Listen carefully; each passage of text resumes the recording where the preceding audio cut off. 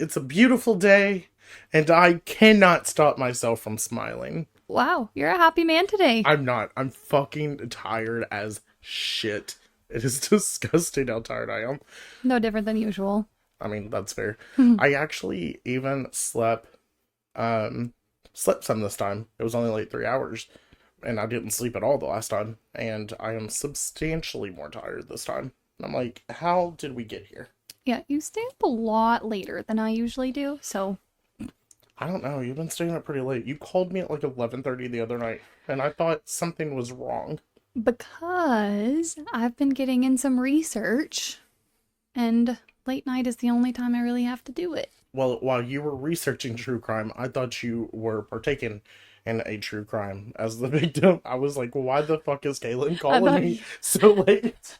I thought you were going to say that I had partaken in a true crime, and I was calling you to come help cover it up. Fuck yeah. Let's go. Could you imagine us covering our own case? Oh boy. And that's when Houston, the lousy fuck that he is, broke into the home.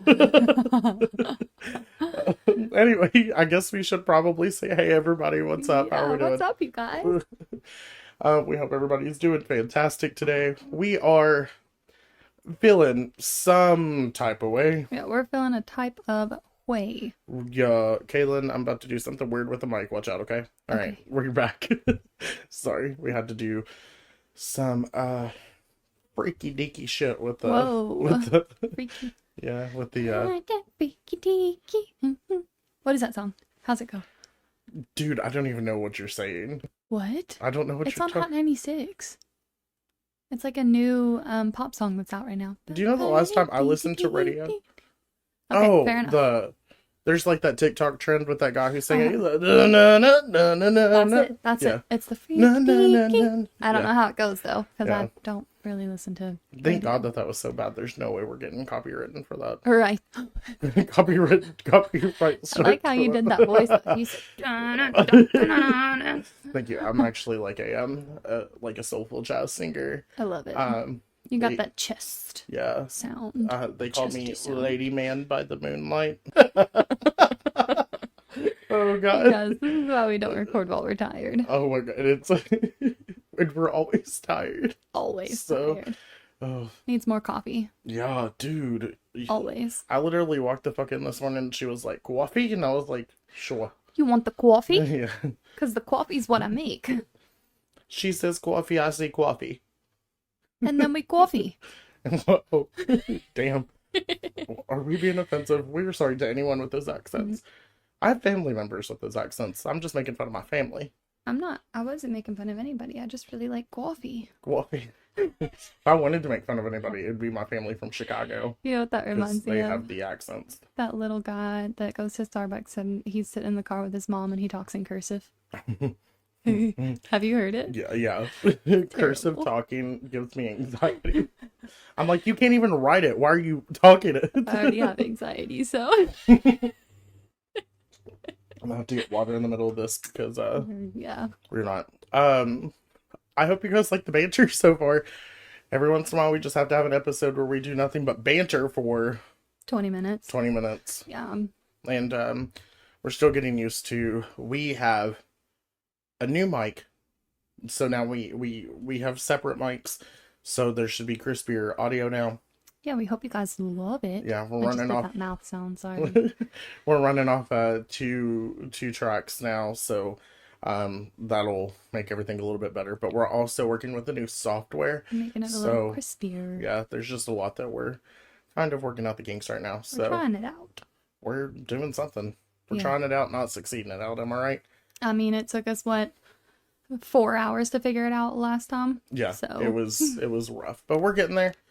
We are. Some would say we're living, laughing, and loving, and dreaming too. and dreaming of a better life. Of a white I made up a song, Christmas. and it was fucking terrible. So anyway, the only news that we have is Kaylin still hasn't showered, so Yep. she's still. Stinky pits. Oh God, put them away. Put them away. Put them away. Literally oozing green fumes.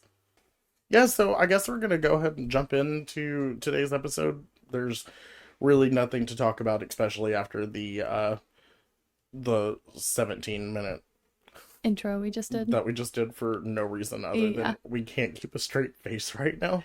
So, Caitlin, you have a case for us. I do. Houston, have you ever heard of the Lonely Hearts Killers? She's gonna start asking me about cases because I always know which one she does. Do you know about them? I can go ahead and tell you now. I hate you. I'll say no.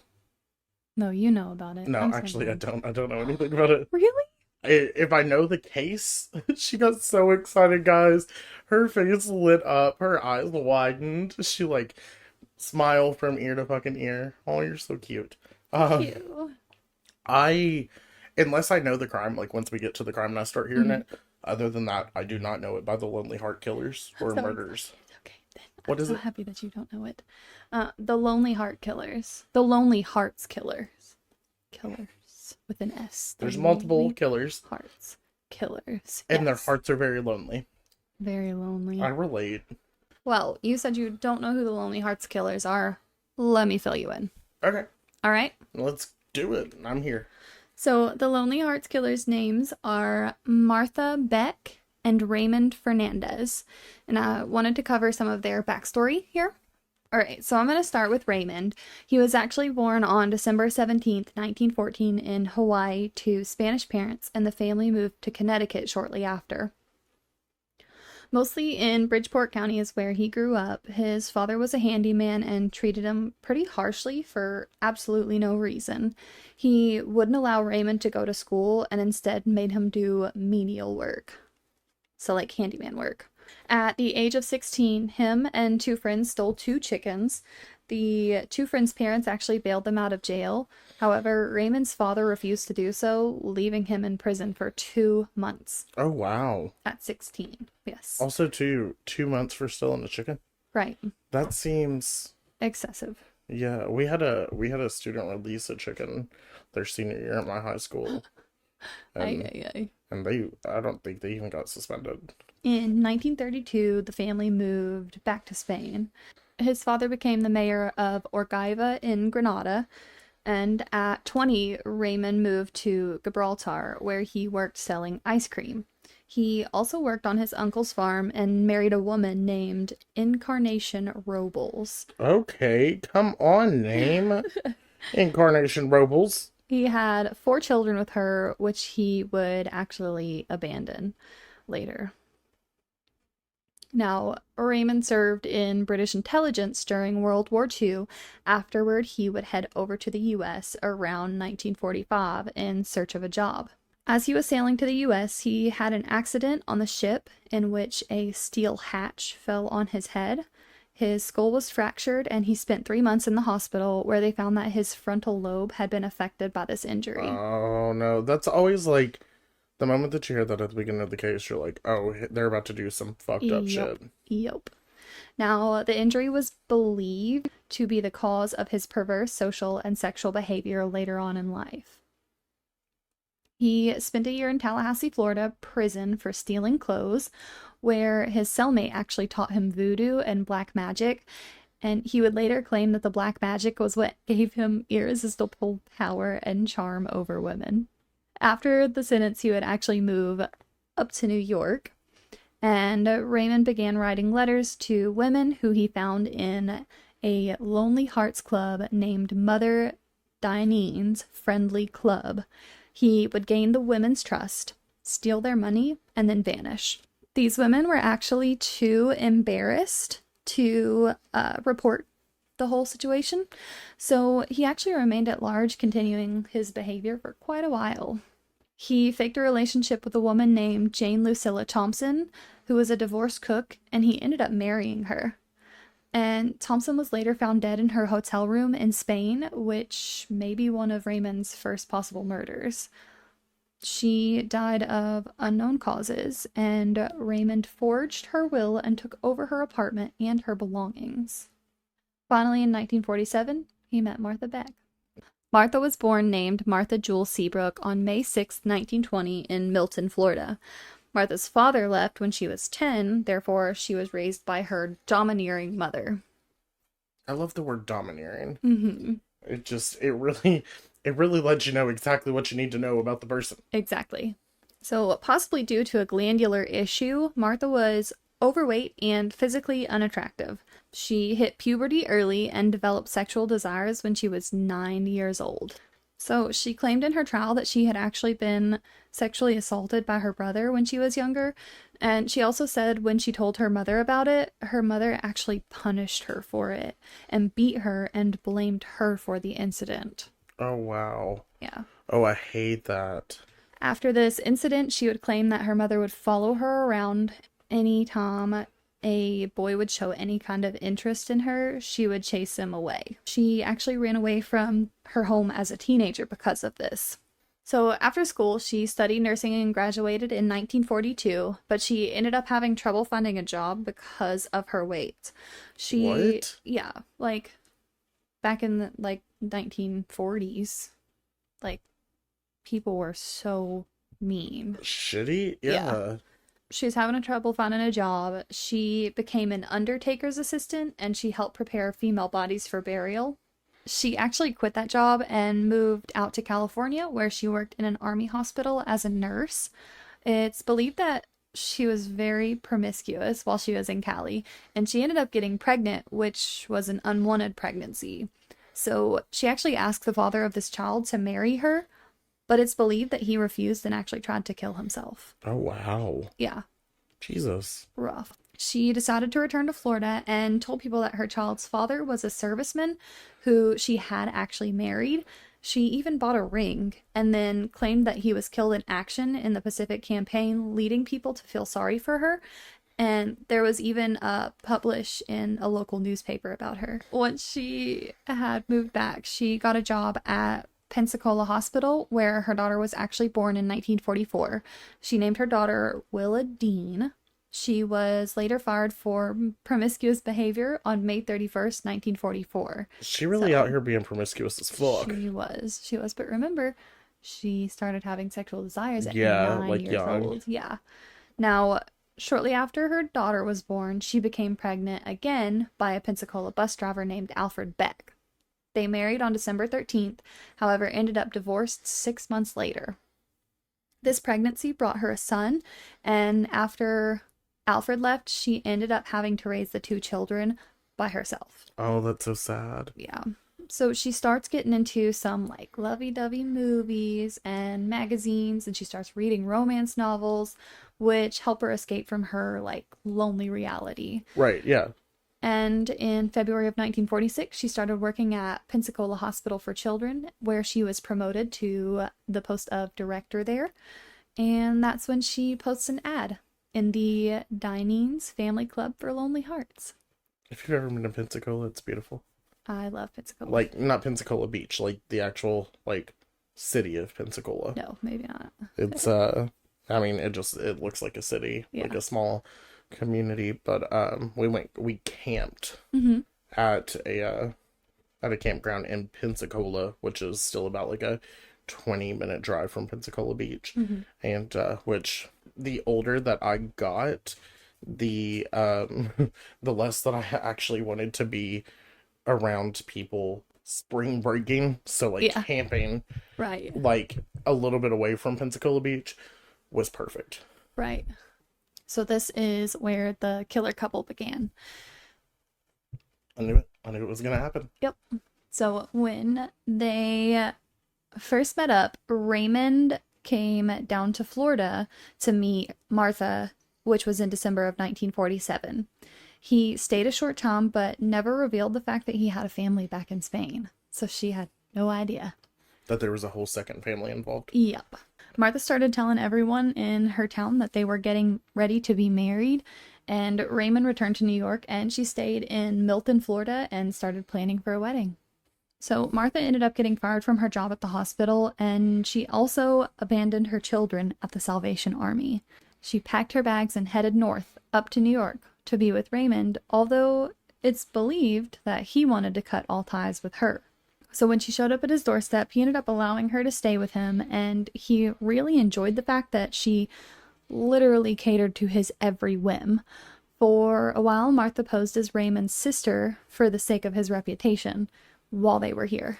It's believed in this time that they fell in love, and Raymond confessed to Martha his ways of conning women and actually ending up marrying some of them, and finally he revealed the fact that he had a wife and children back in Spain. Martha heard all of this, but still loved him and ended up becoming his accomplice. They searched through the Lonely Hearts ads and settled on their very first victim. Her name was Esther Henn, and she lived in southern Pennsylvania. They traveled to meet Esther, and Martha posed as Raymond's sister-in-law. Sister-in-law? Yeah, she posed as his sister-in-law here. And by February 28th, 1948, Esther and Raymond married at the county clerk's office in Fairfax, Virginia. Then Esther stated, "For 4 days, he was very polite to me. Then he gave me tongue lashings when I wouldn't sign over my insurance policies and my teacher's pension fund to him. Things didn't go so well after that." She said, "I began to hear stories about how he went to Spain with a woman and she died." Shortly afterwards, the new Mrs. Fernandez, who's Esther, left the apartment, minus her car and hundreds of dollars, which Raymond had stolen. There were 2 more women who were conned by the pair shortly after. So there were 2 Myrtles.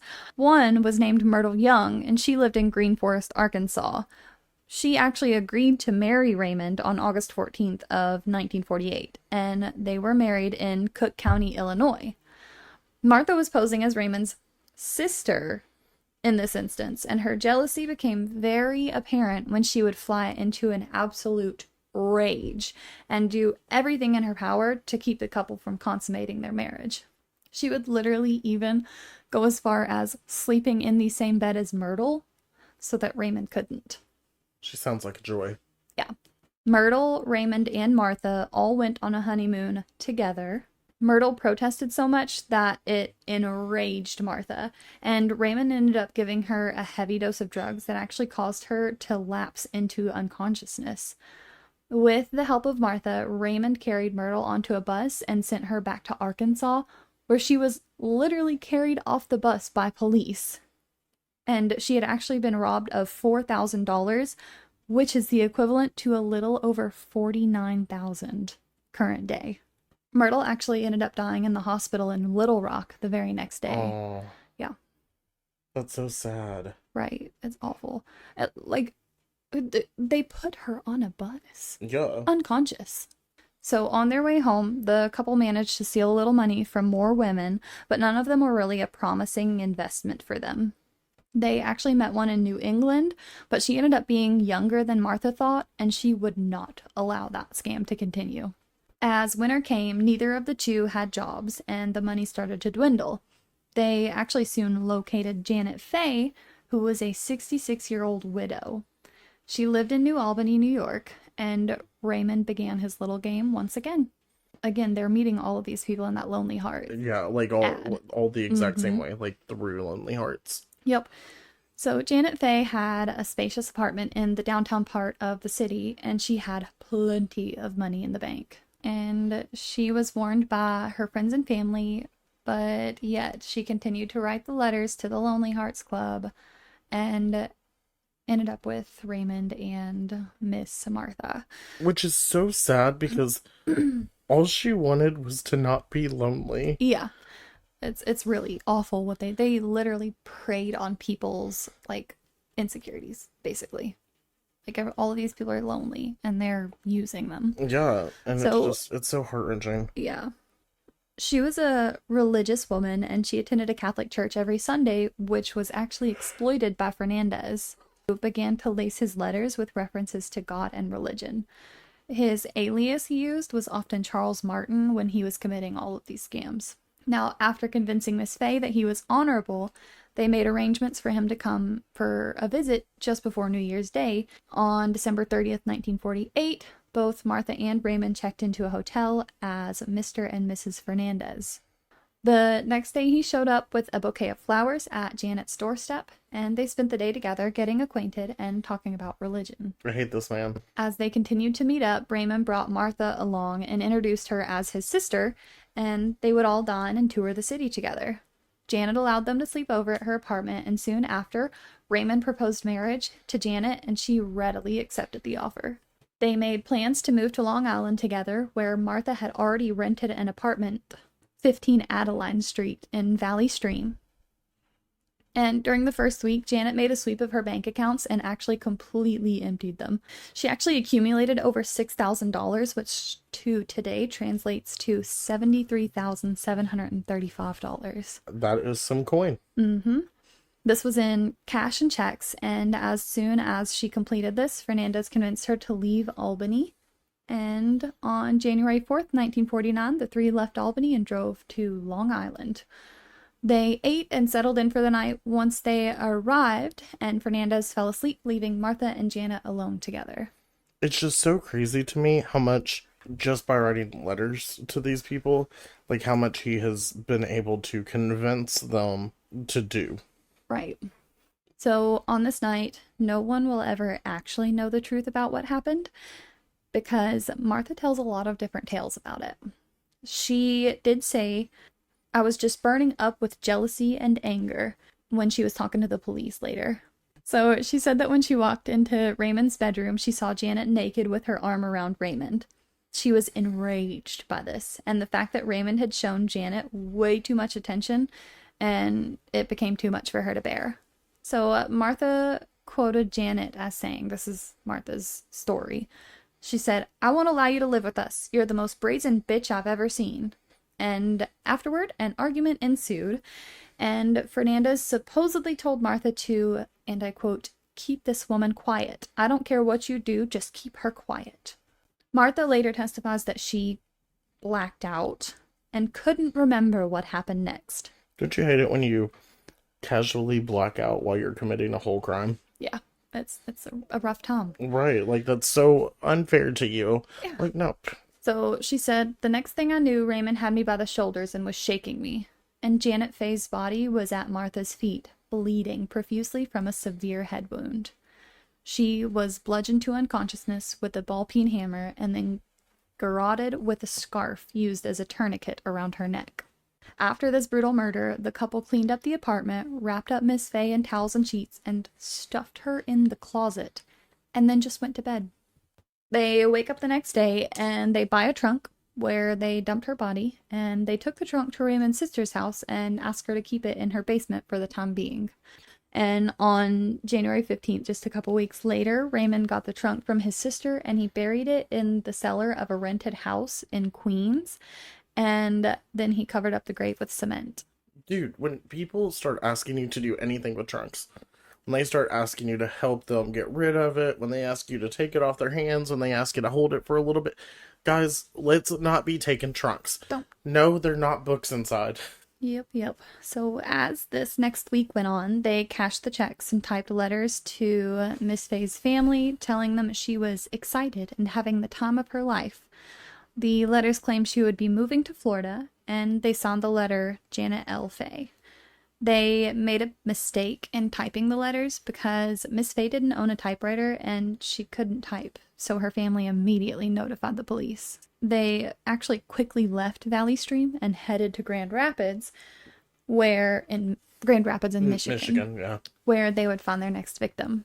Fernandez found a young widow named Delphine Downing. She was 41, and she had a 2-year-old named Raynell. Oh, That's so pretty. love her. So Raymond began writing letters to her as Charles Martin, and he claimed to be a successful businessman in the export trade who had a love for children. Now, Fernandez, posing as Charles, told her he would be making a trip to Byron Center, which was a suburb of Grand Rapids, and Delphine was pleasantly surprised. When they met in late January of 1949, Delphine liked Charles. a lot. He's obviously very, very charming. Martha was again introduced as his sister-in-law, and before the month was out, Delphine and Charles, quote unquote, were having sex, which led Martha back into a rage. I just don't understand this whole her being the sister and sister-in-law thing, because considering what their escapades are, it just seems weird to have your sister or sister-in-law, like... Continue to live with you? Right. Yeah. The girls did not like it. That's why... Especially if it's the sister-in-law. Yeah. Like... Weird. That's weird. And then can you imagine, like, when she, like, Martha starts getting, like, really jealous, and she's playing the sister, and people are like, your sister is weirdly jealous. Yeah, your sister is oddly jealous of you. Yeah. Being with other women. Martha, like, backed down her rage a little bit, and they were happy. Charles and Delphine. Right. For a very short-lived time. It did come to an end when Delphine walked in on Charles without his toupee on, and she was shocked. What? I'm so sorry. She was shocked to see his bald head and an ugly scar on the top. Can you just imagine that playing out? Like, no, you I can't. fucking bald? Like, that was the final straw? Delphine actually accused Charles of deception here and scandal, and he turned on that charm to try and calm her down. But nothing worked, and Martha, although quite angry, remained quiet, hoping that they would get the situation settled. And she convinced Delphine to take some sleeping pills, which worked. However, baby Raynell began to cry, and Martha, in her fury, which trigger warning here. No! Trigger warning, Martha grabbed the child and choked her into unconsciousness, causing bruises around her neck. Martha's a cunt. Yeah. Raymond was pissed because she left marks on that little girl and said if she wakes up and sees Raynell, she'll go to the police. Martha replied, do something, Ray. He went in the other room and he got a handgun that was Delphine's late husband's. He wrapped a blanket around the gun as a silencer, and he put the gun to Delphine's head, and he pulled the trigger, killing her instantly. Shoot Martha. Shoot that bitch. See you next Tuesday, Martha. Like, so far, Raymond hasn't actually killed anybody yet. I mean, up to this point. Up to this point, yeah. Up to this point, he hasn't killed anybody yet. Hasn't been arrested for killing anybody, but okay. Remember Miss Thompson and oh, yeah. His, anyway, all I'm saying is... wife. Martha is fucking unhinged. Get her the fuck out of here. She wild. She is. Yeah. Look, sir. First off, I'm not even rooting for you. I'm so glad that you're stupid enough that you're keeping her around. Because, like, I'm sure y'all be fucking up, and that's how we found it out. Mm-hmm. However, get the fuck rid of her. Martha is. I mean, she wild. Straight out of pure emotion. Mm-hmm. She does like no rational thinking. No control, at all. So he has shot Delphine.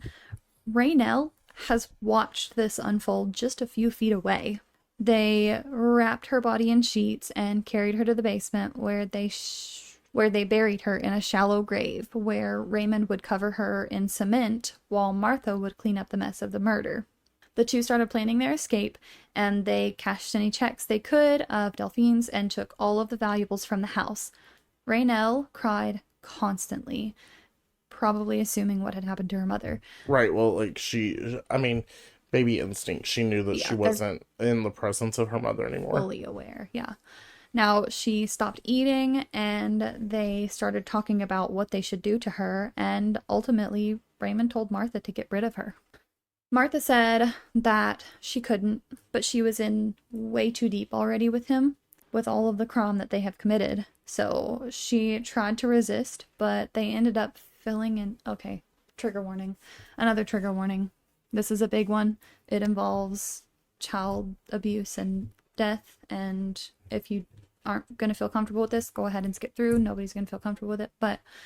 I'm skipping through. Go ahead and skip through. So they filled up an empty metal tub, and Martha held the child under the water until she drowned. Then they buried Raynell's body right next to her mother's in the basement. Dude, they're fucked up. Yikes. I just, It turned pretty dark pretty right. quick. Why? What? Just in my mind, I'm like, wouldn't it have been easier to just like be swindling people out of their money and not going around murdering everybody? Right. Like, if you get caught, because you will, at least you just get caught with like swindling charges and Mm-hmm. like, shit of that nature, not getting charged with a bunch of murder. Yep, well, listen to this. So they were free to leave town now. They took care of everything that they usually did when this happened. Instead, they decided to go watch a movie at the theater. So they headed out and went to watch a movie, which afterward, they came back to the apartment to pack up and leave, and there was a knock on the door. I would just like to say, before we get this knock, whom I'm assuming I know who it is, it amazes me the things that people will do after killing somebody, right? Yeah. Like, let's go watch a movie. I just killed a kid. Yeah. Let's oh, I just killed somebody. Stuff them in the closet and take a nap. Yeah. Right. There was that one guy that was like, I need a cigarette right after this. And I mean, that makes sense. I'm sure if I was in some sort of situation, like, I need cigarettes. So, like, I almost, like, understand that. However, just the amount of people who are just like, Casual. I'm gonna doing go things. have ice cream with my nephew on Sunday, like, 30 minutes after I slaughtered somebody. Like, it's insane. Sociopathic. Sociopathic behavior. Sociopathic behavior, yes. Now, when Raymond opened that door, he was met with two cops standing in the doorway. The two cops were standing in the doorway because suspicious neighbors had called the police. Yeah, they did. Good job, neighbors. The two were arrested on February 28th, 1949, and they were brought to the Kent County DA's office, where the police and the DA questioned them. The two both knew they were caught, and they actually confessed everything. Fernandez is quoted saying, "I'm no average killer," and they signed a 73-page confession in the presence of the DA. You only told me like 4 pages worth of stuff, so I'm confused where the other 69 pages came from. From all those scams that they pulled, remember? Oh yeah, the scams. I've like just the individual scams. Okay. Yep. The scams, the murders, the awful stuff they did. The reason that they confessed while they were there is because at this time, there was no death penalty in Michigan, and they wanted to remain in Kent County instead of being extradited back to New York for the murder of Janet Faye. Martha was quoted saying, "The electric chair scares me." They were promised that if they told the truth, that Fernandez could be out of prison in just 6 years with time off for good behavior. The murders were the headlines the very next day, and again, Martha was dehumanized. The papers were calling her names such as Big Martha, using words like fat and simpering and weird woman and the giggling divorcee, and many other really humiliating terms. Which, after the details were released in the papers, the public was outraged, and they started calling for the death penalty for them both. Now, during the week of March 8th, 1949, the New York governor, Thomas Dewey, had made many phone calls to the state of Michigan, in which the discussions led to a deal between him and the Kent County prosecutors, where they would waive the criminal charges for the Downing murder and permit New York to extradite the two to face charges in the Janet Faye murders. The only reason that they got rid of the Downing murder charges was because they wanted to send them to New York. Michigan didn't have an electric chair. Oh, gotcha. And so they were making sure that they could seek the death penalty. Yep. That's what I was sitting there thinking. Would the charge for the Downing murder not be like more significant considering the crime, but like also, like you just said, Right. the electric chair? So So that's why they were extradited to go back to New York. I see now why they did that. Right. So now, during the trial, it began on June 28th, 1949, and only one attorney was provided to represent both defendants, which is a violation of ethics and quite unfair, but it was allowed to stand. So the trial ended up having moved from the Long Island court to Bronx Supreme Court, and Judge Ferdinand Pecora sat on the bench. The Nassau District Attorney Edward Robinson Jr. was the prosecutor, And he had been on the case since the very beginning and was involved in the deal to extradite the couple back to New York. Many witnesses were brought forth in the trial, including Janet's neighbor, her friends, and forensic detectives who explained all the substantial evidence in court. Raymond denied involvement in Faye's case and said he had just met Martha by writing to the Lonely Hearts Club. He admitted to confessing in Michigan, but said he did it to save his sweetheart Martha. Oh, because Martha needs that. I literally hate both of them so much. They're the worst. He often smiled over at her as she nodded approvingly of his words. Ew. Disgusting. I hate it. Wait, so they were in trial together, like, at the same time? They were being represented by the same person. Yeah, but, like, at the same time? At the same time. He was quoted saying, "All my statements were made for the purpose of helping Martha. I love her. It couldn't be anything else." Now, the prosecutor jumped all over this statement, bringing up everything he had confessed to, including Delphine, Raynell, Myrtle Young, and Jane Thompson, all who ended up dead after meeting up with him. Right. Robinson was shouting in a blistering examination, and at one point, Martha even interrupted and said, "Mr. Fernandez is not deaf." Sit down, Martha. Sit down. That is, that's awfully cocky. Yeah. Very Now, smart ass. Yeah, she was not cool. Now, Fernandez gained some points by saying, "Everybody was permitted to question me, including the newspapermen. I didn't know if I was coming or going, and the DA said that whatever I said would not be used against me. They would look upon me as a murderer in New York and let her go." He said, "As a man, I could take it better than a woman. If I cooperated, they said I would do 6 years and be paroled. Then I could do what I liked. If I didn't cooperate, I would go to jail for life." During the trial, they actually read some gruesome details of the murders from Martha's confession, and when asked if he put a gun to Delphine's head and shot her, Raymond said that is true, but when he was asked about murdering Janet, he denied it. Martha jumped out of her seat and asked to take the stand, but the judge admonished her, and she sat through the rest of Raymond's roast session about their confessions of deception, sex, fraud, and murder. You don't just get to ask if I could go on the stand. Like, hey, I don't like what's being said, so I want to go on the stand this very moment. Oh yeah, she jumped up. Yeah, no, absolutely not. She is unhinged. Yeah, she's Like, wild. he's intense, but, like, at least he's not, like, he seems, like, composed. Right. She is strictly acting on whatever emotion pops up. 100%. People were actually skipping lunches during the trial just to make sure that they were able to keep their seats in the courtroom. After Raymond did his testimony, Martha's testimony began with her sad story of her childhood, including the attacks from her brother, the bullying, and that unwanted pregnancy. Trigger warning. She said that she attempted suicide on several occasions. She talked about how awful it was for her to have to drop off her kids to the Salvation Army and how it was terrible because she couldn't keep a relationship. Martha claimed that she knew Raymond was a murderer and said she helped him find the lonely women to victimize. She was quoting saying, "Raymond got quite a kick out of the photographs of some of the old hags who write to him and expected him to correspond with them." She would giggle at times when she recounted how easily Raymond was able to deceive his victims. Martha was asked about Janet, and this is where she said that she couldn't remember what happened that night after the argument ensued.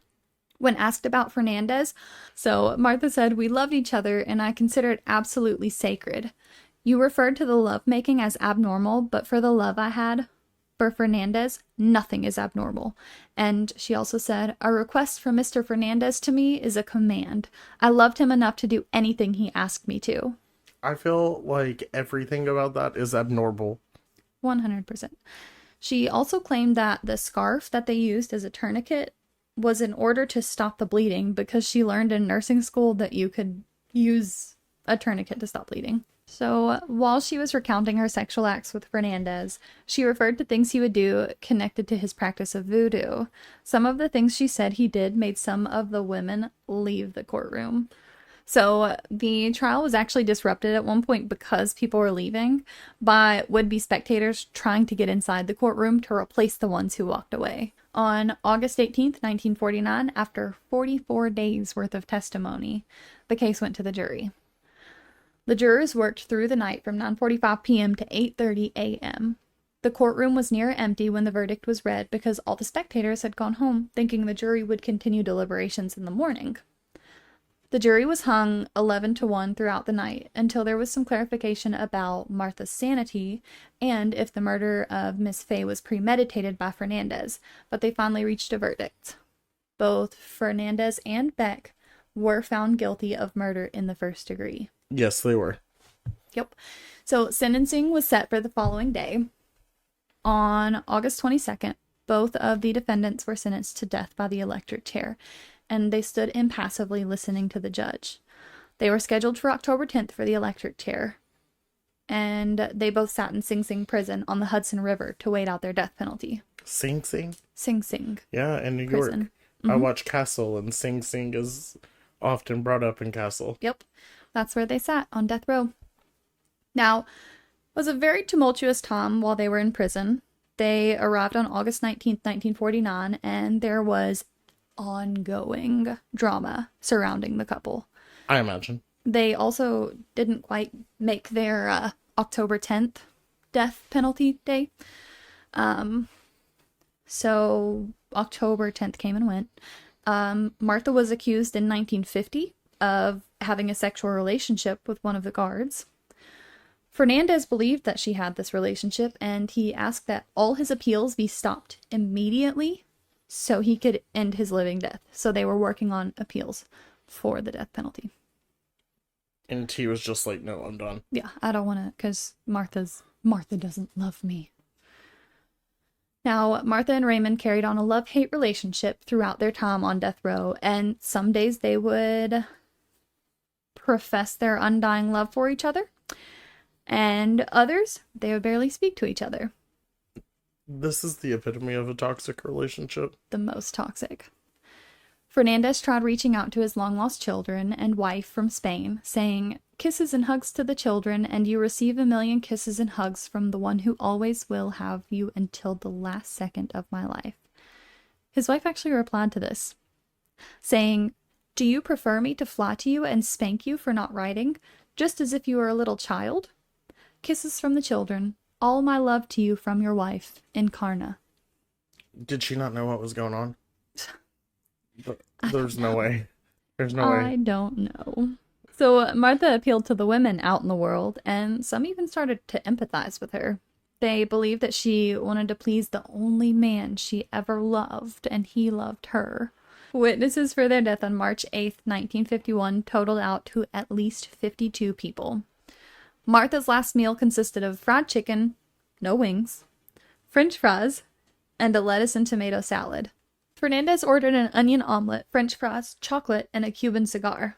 And as the time grew near, Martha wrote Raymond a letter professing her undying love. Does a cigar count as a last meal? I mean, I guess That's he because gets for what he me it's asked like, for. okay, so like I'm gonna get chicken, I'm gonna get pizza, I'm gonna get Swiss rolls. Swiss rolls. Love a Swiss roll. And probably like a butterscotch pudding pack. Yum. But then for the drink, like, oh, I'm thirsty, I'm parched. Can I get a fifth of tequila? Does that count? Like, it's a drink. I mean, And fair that enough. feels like it falls more under the meal category than a Cuban cigar. Yeah. No, I feel you. Martha wrote Raymond a letter professing her undying love. Fernandez said, "The news brought to me that Martha loves me is the best I've had in years. Now I'm so ready to die. So tonight, I'll die like a man." I'm so sorry. So first you said, she hates me. It's time for me to go. And then now he's like, she loves me. It's time for me to go. Yes. So like, It was- does she have to be like, for him to stay like, she tolerates me, I must stay on Earth? Man, I really don't know. I wish I could tell you. As if he had a choice in it at all. He was on death row. As he was being led to the room where he would die, he said, "I want to shout it out. I love Martha. What do the public know about love?" Maybe not a lot, but they know not to murder. So that's pretty cool. Accurate. That's pretty good, I think. He was a very broken and panic-stricken man, and he had to end up being carried to the chair. I thought he was ready to die. I know. This man, he is so back and forth. Okay, So back and forth. he has now made it to the unhinged that Martha has been at this whole time. Hit that level. This almost feels like he's having like a mental decline. It's happening like right before our very eyes. Right. Now, Martha's last words as she was led from her cell were, "What does it matter who is to blame?" She said, "My story is a love story, but only those tortured with love can understand what I mean. I was pictured as a fat, unfeeling woman. I am not unfeeling, stupid, or moronic. In the history of the world, how many crimes have been attributed to love?" They're acting like this is like an old romance novel. This feels like Shakespeare. Yeah. It's like Romeo and Juliet, but like murderous. Yeah, we're watching a movie. Now, as she was brought in to the room, the matrons from the prison were actually teary-eyed, and she mouthed to them, "So long." But she didn't actually make a sound. By 11:24 p.m., both Raymond and Martha were dead. So there were also 2 others who were actually sentenced to death before them, which made this the first quadruple execution since 1947. The executioner, Joseph Francel of Cairo, New York, was paid $150, which totals to $1708.68 per person for the executions. Overall, that totals to $6,834.72. So, to perform them. To perform the executions in the electric chair. That was the end of my crime this episode. I guess for some reason I was expecting more to go on after you just told me that they were both just executed. Yep. I was like prepared for like you to say more. Nope. There's nothing else That is it, because they are dead and they are out of this world. Kaylin, I don't know that case. I did it. She's so proud. I did it. I found a case you didn't know. And that's fantastic. It was wild too. It was a wild time. Yeah, it was. It's crazy to me that people like this find each other, but like it almost makes sense that they would find each other, but like like not in a good way. Like it makes sense in a bad way. Like they got together and obviously we saw what happened, but like, it's just, I don't know. It was wild. That was a wild time. They were fucked up. Very, very. But aside from that, do you got anything for the folks? All I have to say is make sure you leave us a rating and review. We'd love to hear from you. And make sure you go check us out on all of our socials. We love whenever you interact with us. And we love all of you. And we thank you so very, very much for listening. Also, make sure that you write into us at CrimeOrReason. Also, make sure you check out our Patreon, patreon.com/CrimeOrReason. It's so much fun. Yep. And just talk to us, interact with us, let us know. And we love you guys. And we thank you for listening every time. But I was just attacked by a box. I tried to warn you, but all I could get out was this. So, in case you're wondering what that was me being viciously mauled by a cardboard box, cardboard Amazon box. But so make sure that you come back for the next episode, or you will probably be attacked by a cardboard Amazon box. Yeah, and you don't want that. So we will see you next time, I reckon. Yeah, I reckon. But make sure that you guys stay safe. Make sure you stay healthy. And make sure you stay criminal. Bye, everybody. Bye, I reckon.